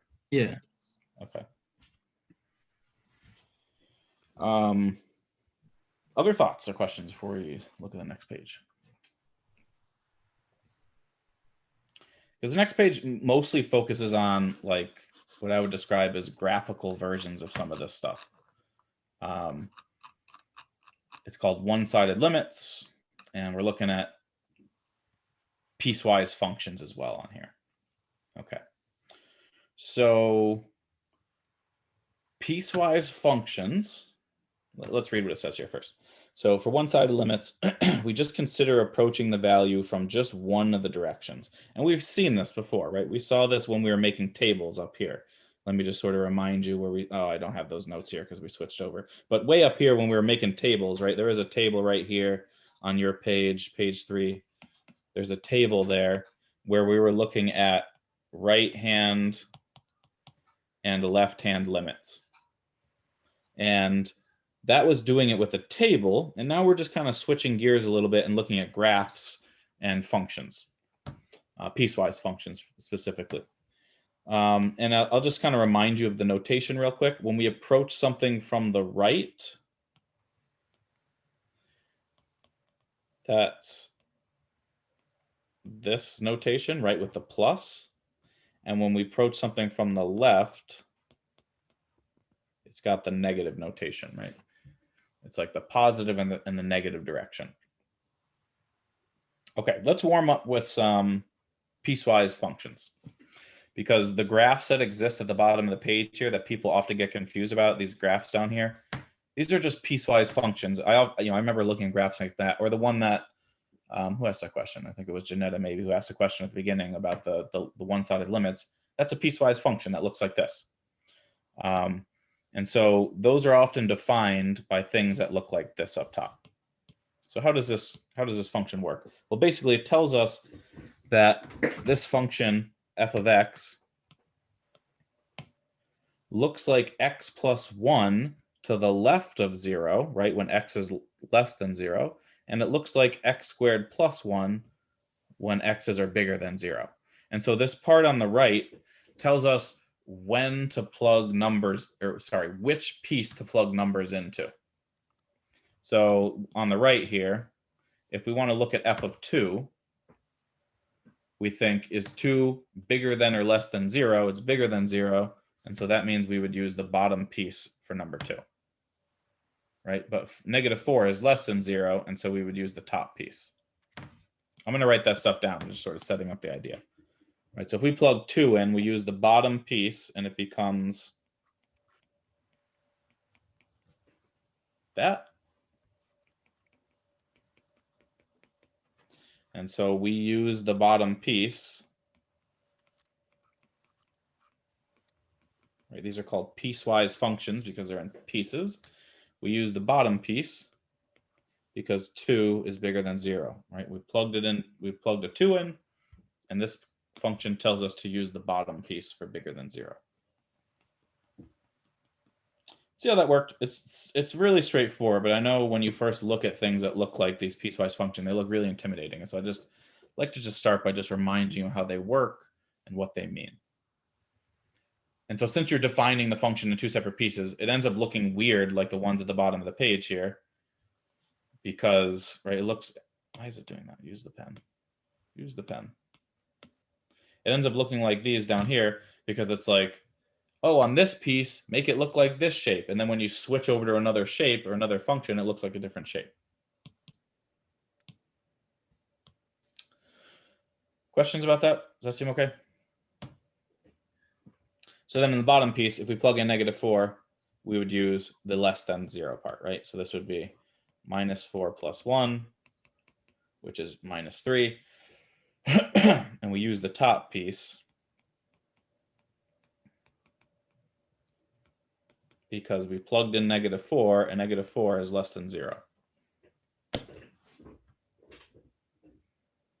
But you see how the 2 pieces lined up with each other, right? At negative 3, you actually got the same value. And so you have the same value, which is okay. This has the same output. You're just plugging it into a different piece. Is that okay?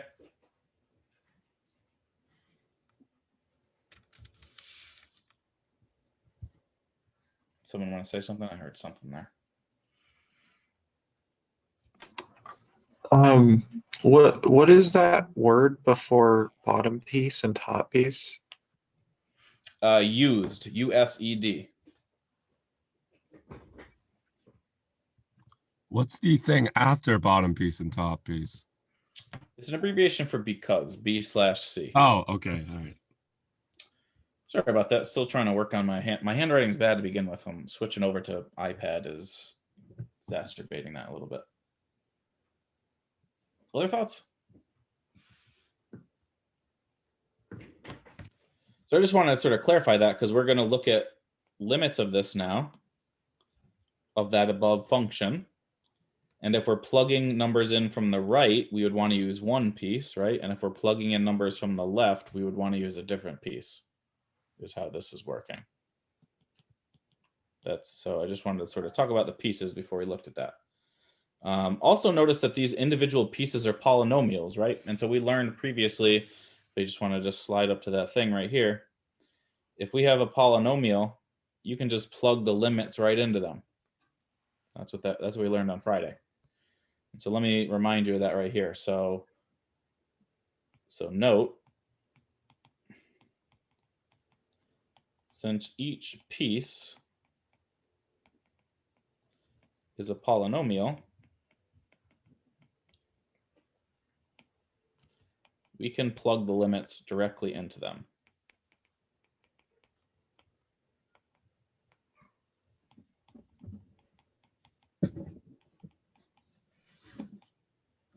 Question?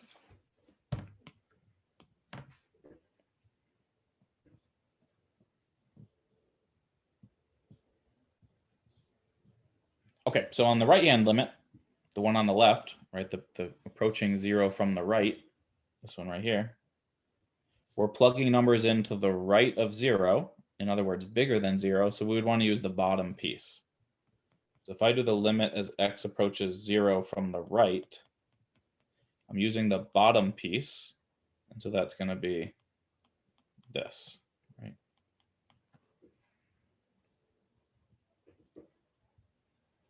And if I'm doing the left-hand limit,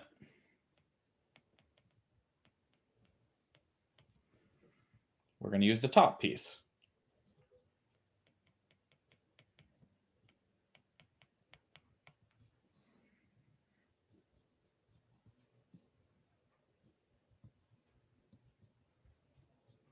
What do we notice is going on here? Does the limit exist? We did the left-hand limit. We did the right-hand limit. My question to you is, does the limit as x goes to 0 exist? And if it does, what is it equal? Yes. What? Say more. Yeah. So it's 1 Because? because both of them are the same. Nice. Yeah, they both exist and they equal the number 1. Let me see if I can give myself some more room here.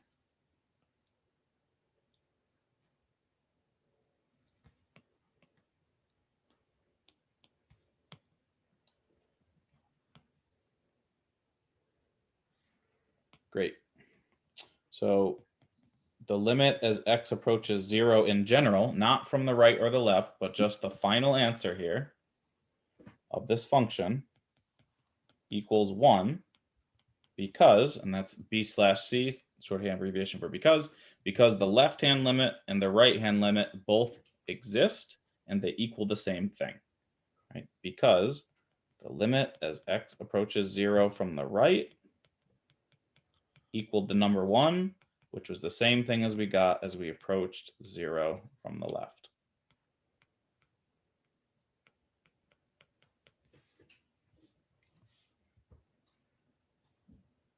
And I also, we graph this. We can graph this one pretty easily because it's not too challenging of a function, right? It's a straight line before 0, and then it looks like x squared plus 1 past 0, or minus x squared plus 1.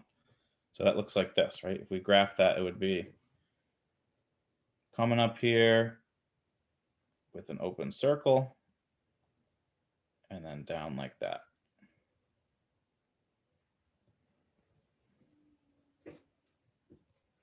Right, this is the x plus 1 part. This is the minus x squared plus 1 part. redraw the second half. It's more like this.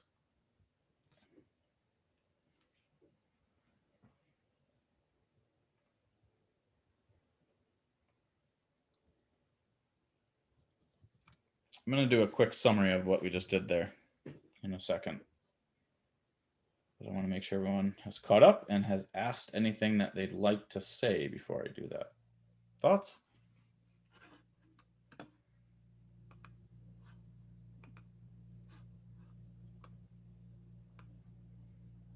So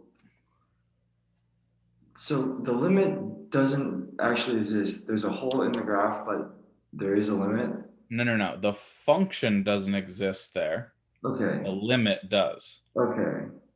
Makes sense. That's an important distinction. Those are the kind of distinction we're trying to get into right now. And you'll see down at the bottom here, we're getting into that kind of distinction. You know, we're going to be looking at like, does the function value exist? Does the limit exist? That's the kind of distinction we're trying to get into. So if that's not clear yet, just know we're getting there. But I'm going to look at this graph a little more careful, right? I'm going to zoom in on it. When I'm walking along the left-hand side of this function, I'm approaching that point, this point right there. And when I'm walking around the right-hand side, I'm approaching the same point. So the limit does exist because the left-hand limit and the right-hand limit are both approaching the same point. But the function doesn't exist at that point because there's a hole there. And that's the same thing we've seen on a lot of these problems, like the one we just looked at right here, for example, right? The function, you can't plug 16 into this function because there's a hole there, but the limit exists there. It's just that there's a hole. Okay, that makes sense. Other thoughts? That was a good clarificational thing. And again, we're looking, that's the kind of, those are subtle differences, sort of subtle clarificational things that we're starting to get into on this page. Other thoughts?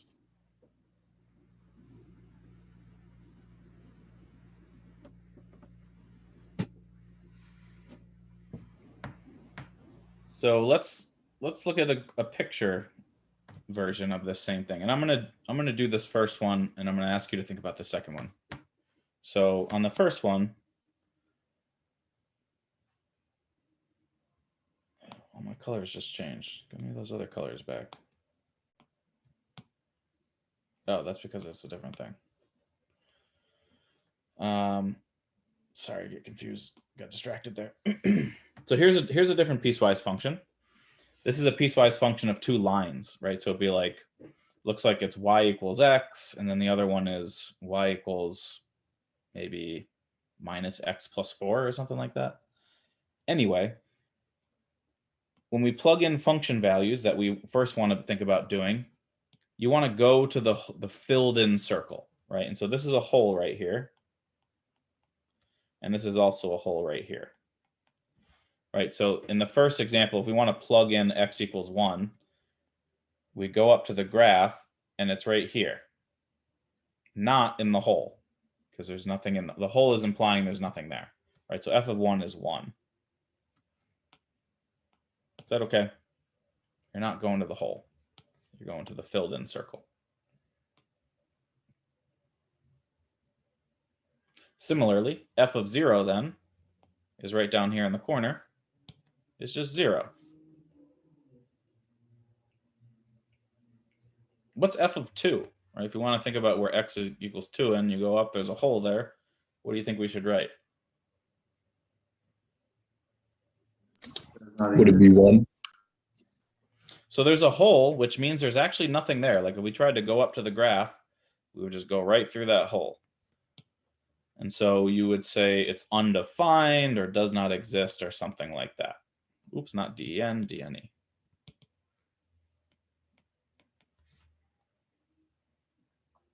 Is that okay? See what I'm saying there?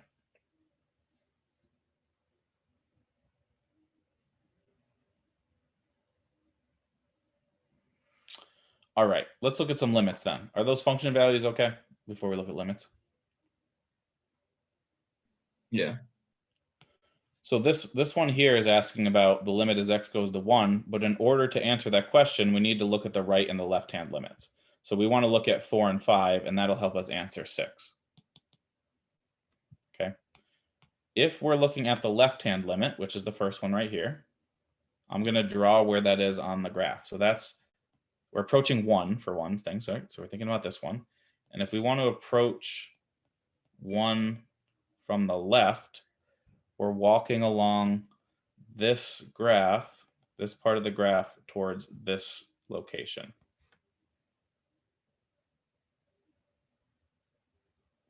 And so the limit as x goes to 1 from the left is 1.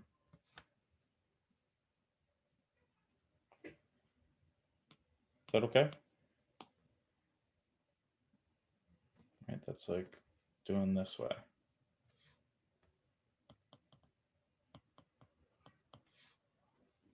If we approach 1 from the right, we're going the other direction. But that's up on this piece of the graph. And so if we're walking along that piece, what are we getting closer to? 2. 2.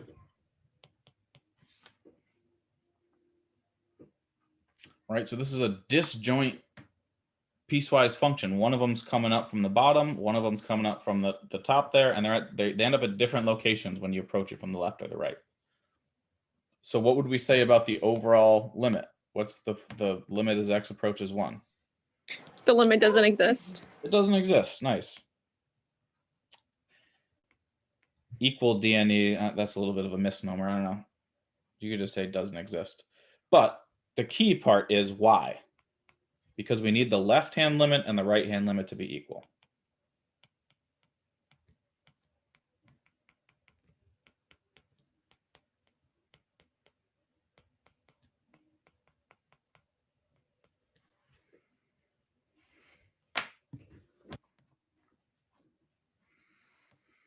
And so, you know, holes in the graph, just kind of back to the point, one of the points of this page, holes in the graph mean the function's not defined there. That's independent. That's a different thing than talking about the limit. Right? Like this hole over here, I kind of filled it in, but when we were talking about walking along the right-hand limit here, and we were doing up here towards here, yes, there's a hole there, and so the function's not defined at that point, but if you're doing the limit from the right, it's still approaching that point, is the point, is the takeaway. And just in case you've lost sight of that, I don't think I've referenced this yet today. It's way back to like the first thing we learned, which was right here. Right, this limit exists if and only if the right-hand limit and the left-hand limit equal each other. Right, so the final limit equals L only if the two left-hand and the right-hand limits equal each other. Okay, so that's what we're applying here, just in a graphical sense.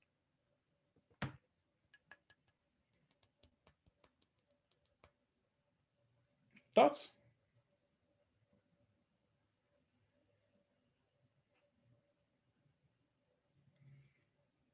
All right, what are these two? Just take a second and think about it yourself. The last two on this one. So approaching 0 from the right and approaching 2 from the left. Those are the end points of the graph, right? That's approaching the left end point coming from the inside and approaching the right end point coming from the inside. We can't talk about the other direction because the function doesn't exist outside those endpoints, and so it doesn't make sense, but I just want to sort of do a comprehension check and see what people think about that. Thoughts about either one? What is the right-hand limit at 0 equal? 0. 0, good. Right, we're like walking down this graph right here towards 0.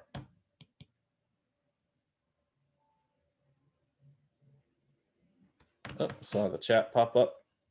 Let me see what that said. 7 equals 2.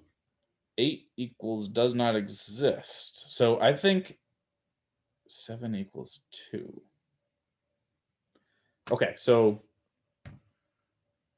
let's keep in mind a little unclear about how. Hey, John, could you maybe just clarify either one of those? I just want to make sure everyone's on the same page. When you're approaching, so just kind of zooming in on this. If we're approaching 0 from the right, I'm going to use my highlighter to show this, right? Let me change it to red. We want to walk towards that point from the right. So that means coming down this thing towards that point. Right, that's why this ends up being a 0, because we're heading down towards 0. Is that okay?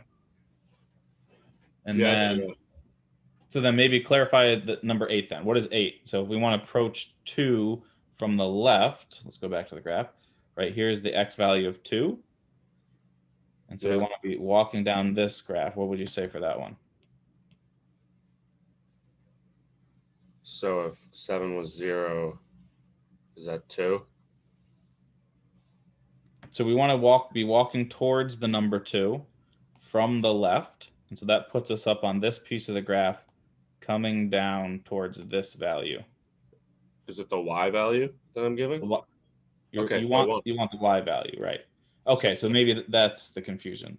Yeah, that helps me understand. So when you're doing this, right, these are x values, but what comes out is a y value. Okay. On all of these, right? This is an x value, this is a y value. This is an x, this is a y. Yeah. Does that help? Yep. So then what is the last one then? 1, right? 1, yeah.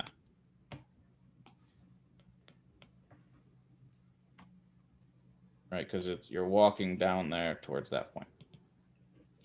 Thoughts? Clarify that for anyone?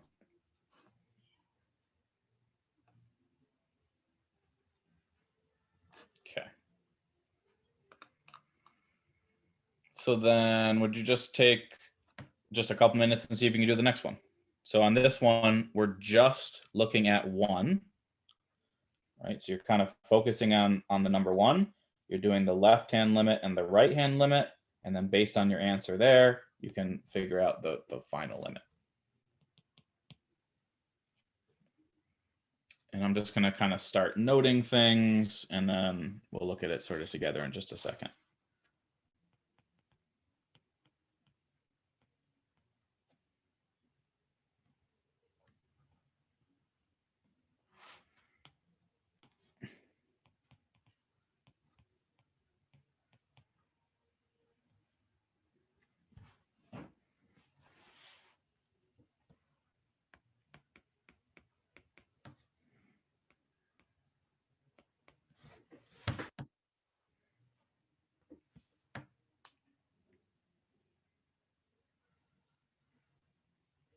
So this graph's actually similar to the example we looked up at top.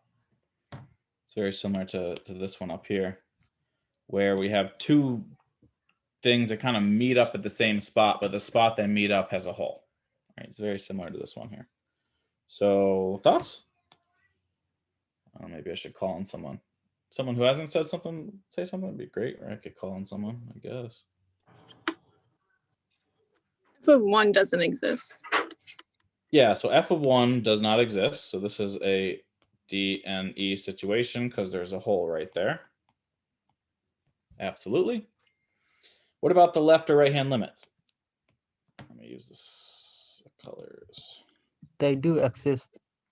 They do exist. Yeah. So what is the left-hand limit? 1 equals 1, right? When we're walking down the left-hand limit, we're walking towards that hole. And then the right-hand limit is the same thing because you're walking towards the very same location. Yeah, thank you. Exactly. 1. And so since they both equal each other, they both exist and they equal each other, that means the final limit itself also equals 1, right? Because the limit as we approach 1 from the left is the same thing as we get when we approach 1 from the right. And in both cases, it's walking towards the same point, the number 1. i.e. both one-sided limits exist and are equal.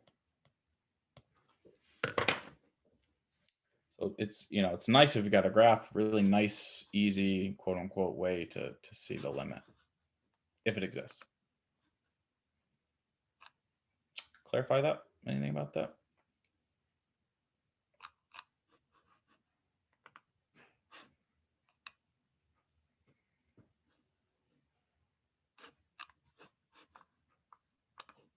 All right, just checking where we are in the notes. I think we're in pretty good shape. I do think we have time. Just kind of looking ahead here. I think we'll have time on Wednesday to look at homework for sure. We will have time. And I'm going to look at that homework that I think Janetta asked at the beginning right now.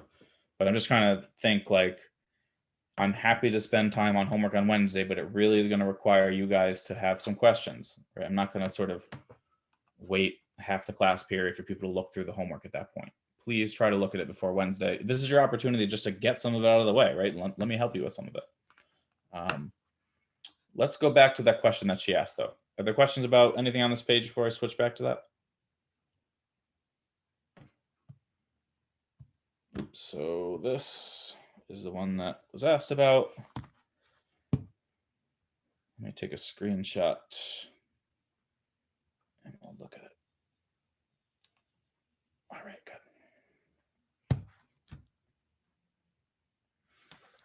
So it's, you know, this is literally exactly what we were doing on a lot of these, right? So this is like approaching 1 from both sides and then doing the limit, right? So you like use A and B to answer C, you use D and E to answer F, and then it tries to get you to do it in general. That's sort of, it's like literally the kind of thing we were just looking at, right? And so let's focus in on number 1, right? So this one's asking about 1, so let's go look at 1. So I'm going to zoom in on the graph here and look at the number 1. Right, so if we approach 1 from the left, that's down on this piece. We'll be walking along this piece towards that point.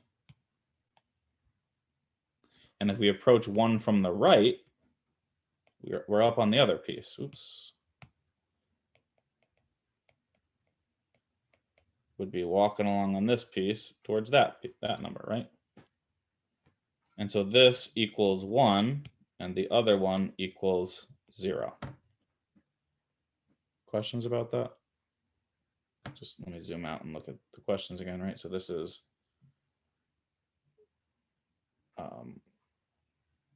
0, 1. Just to reiterate again, because I lose track of what confuses people sometimes. These are y values. Those 2 things I wrote there are y values. It's saying when the x values are near 1 on the left, what are the y values near, right? Or when the x values are near 1 on the right, what are the y values? Questions about that first one?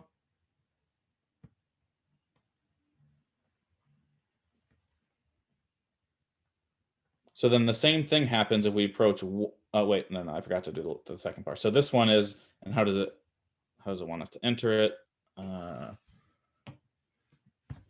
What does it say to enter for does not exist? It's just DNE. I don't have it up in front of me anymore. And if I close this out, I'll lose the screenshot. Yeah, it's DNE. Just DNE, okay. So it's a DNE because the right-hand limit does not equal the left-hand limit. Is that okay? And was it, did Janetta ask that one? I wasn't really sure. I can't remember who asked that one. I think you're muted, but I think I saw you mouth the word yes. And so a similar thing is going to happen on the other one, right? If we approach -1 from the right or the left, a very similar thing is going to happen because -1 is over here. And so from the right is going to be up here. From the left is going to be down here. We're also going to get a DNE on this one. It's similar. Let's look at the one in general.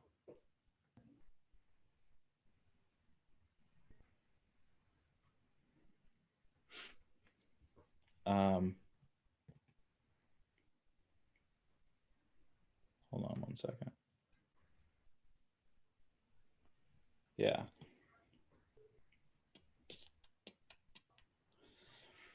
Does anyone want to take a stab at these ones down here? So this is trying to get you to do it in general. It's saying, let's just let A be some integer between -3 and 3. So it's saying somewhere between right here and right here, right? So we're like looking at the middle part of the graph.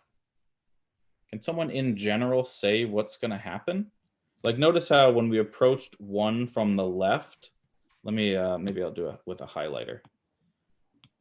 And, to be clear, this is the kind of thing that math is ultimately trying to get us to do. It's trying to get us to think about things in general, right? You do some specific things to get a general statement out of it, right? So notice what happened on this one. When you approached 1 from the left, the answer was 1. And when you approached 1 from the right, the answer was 1 less than 1. And a similar thing is going to happen with the other ones, right? When you approach -1 from the left, you're going to get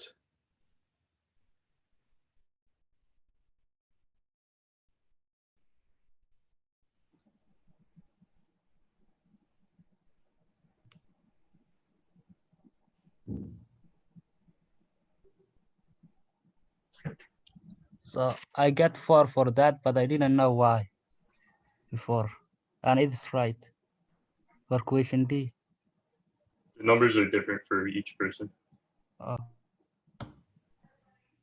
Sorry, did someone say something? So for question D, I put it 4 and it was right. And it's the same question. I have the same. Did you say 4? Yes.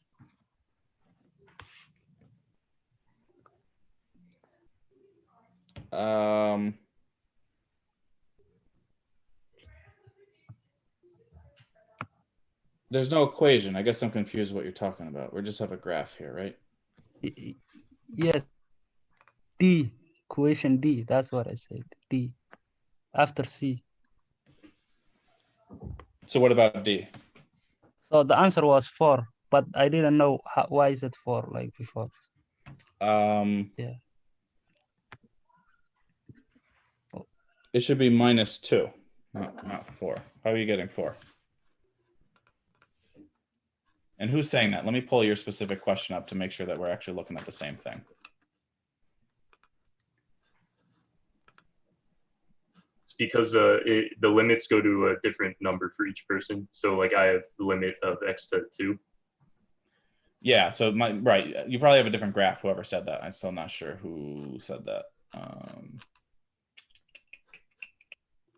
Your graph is probably different. Is that what someone's trying to clarify?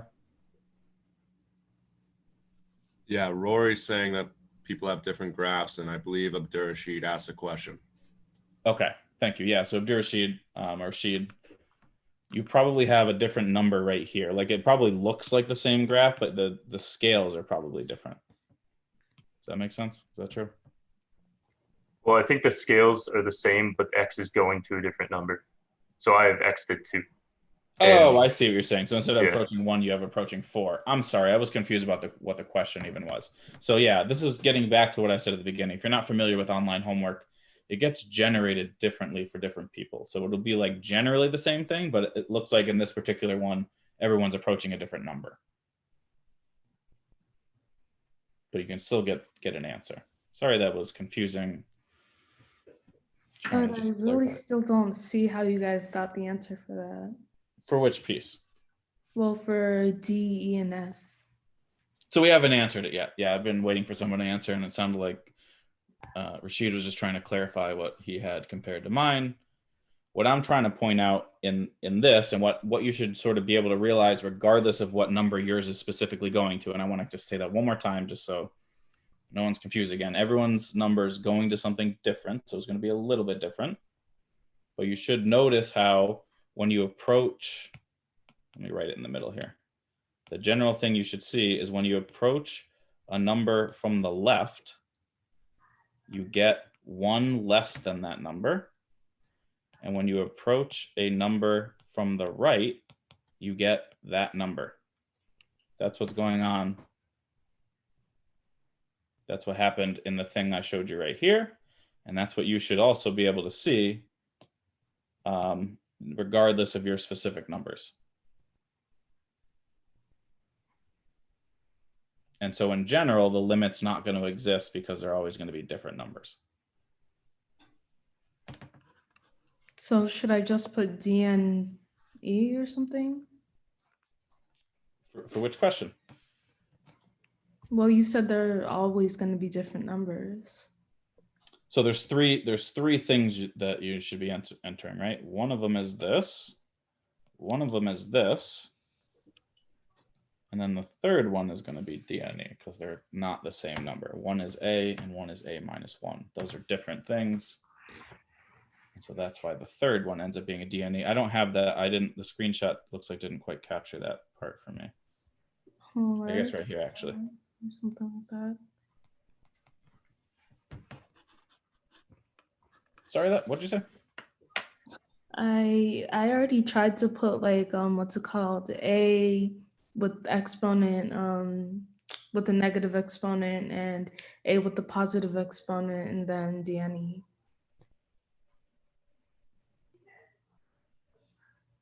Oh, I think I know what you're trying to do. Oh, I think you just fill in for D, just put A minus 1, and for E, just put A. I think that's what you gotta do. Really?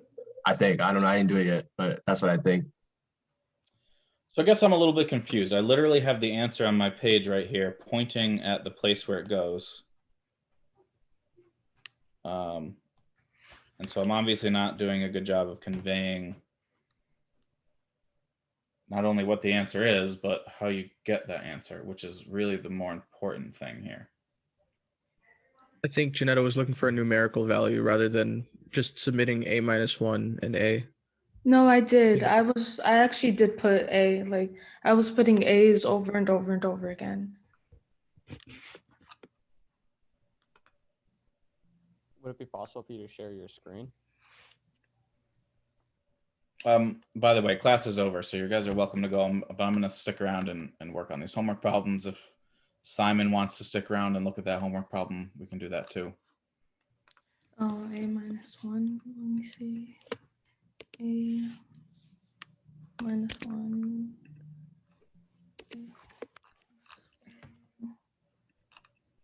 Oh yeah, and this one, it looks like you have to get them all correct, which is unfortunate. Oh, that seems like it kind of did work, except for still one of them. It looks like you have the number 4 entered in one of them. Instead of A minus 1. I do not know. Right, D should be A minus 1, not 4, which is what you have currently. Or I guess actually. Thank you, finally. Oh my gosh, that was getting annoying. I don't know why that's the answer. I really do not get how that's the answer at all. So do you get how A, B, and C worked, or D, E, and F? Yeah, you made that, you really explained that well. So notice what's happening in each one of those cases. I don't know what number you have. I still haven't pulled yours up, but on mine, as you can see, when you approach 1, let me erase this. When you approach 1 from the left, the answer ends up being 1 less than that. And when you approach 1 from the right, that's the answer. Right, so I'm just generalizing. It's like when you approach a number from the left, this is 1 is 1 less than it. Right, and when you approach the number from the right, you just got the number that you were approaching. And that's the case no matter what that number is. And so that's literally just the answer, right? When you approach a number from the left on this particular graph, you just end up with 1 less than it. And when you approach a number from the right, you get the same number. That's what this says right here. Okay, yeah, then yeah, that makes a little more sense. Right, it's just saying if you approach a number from the left, you're gonna get 1 less. If you approach the number from the right, you get that number. And since those things are always different, you get a DNE for the final limit. Okay, yeah, thanks. Other thoughts about this one? Anyone else who's still around? Let me see who's still here. It's got a couple folks left. Oh, I just have a question, not with the math, but I just have a question with like class. So we're gonna come to the Zoom instead of the Google Meet now, right? Yeah, I'm trying to use Zoom. Okay. Are we gonna get a link, or has this link already been sent and I just didn't see it? Is that it's this link. So I tried to change it in all the places on Blackboard. So it says this on the syllabus, the weekly schedule. I changed the Google Meet link to a Zoom link. Okay. Did you just click the email I sent this morning? I forgot to change it in the email, which is probably what screwed people up today. But moving forward, it'll be in the email as well. And it's also on Blackboard too, right? In all the syllabus and all that. It's also on Blackboard. All right, cool. Thank you. Sure. Other thoughts about this problem? I'm happy to look at Simon's in a second here.